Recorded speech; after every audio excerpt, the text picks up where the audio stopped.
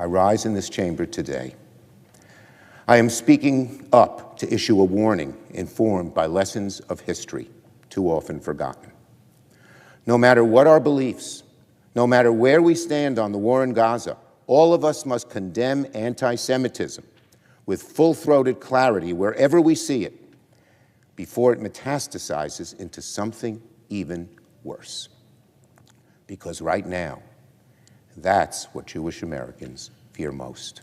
Senate Majority Leader Chuck Schumer issued an urgent warning against the rise of anti-Semitism in America since the October 7th massacre in Israel, directing his comments toward young liberal protesters who have confronted Democrats over their support of Israel.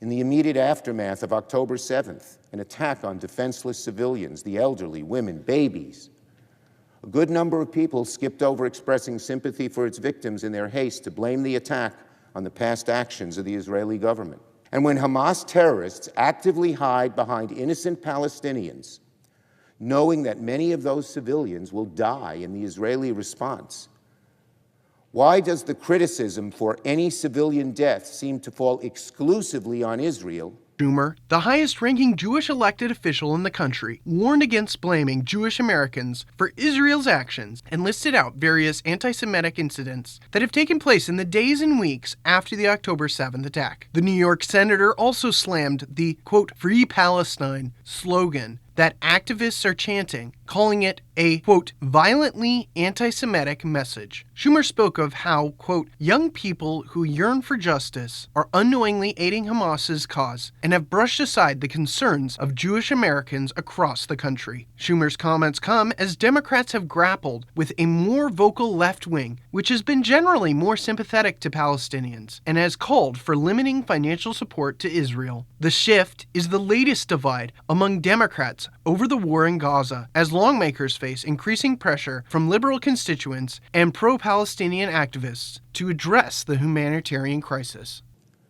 So my fervent plea to the American people of all creeds and backgrounds is this. First, learn the history of the Jewish people who have been abandoned repeatedly by their fellow countrymen. I say this particularly to younger people who didn't live with any of this history. Learn the history of the Jewish people who have been left isolated and alone to combat anti-Semitism through the centuries.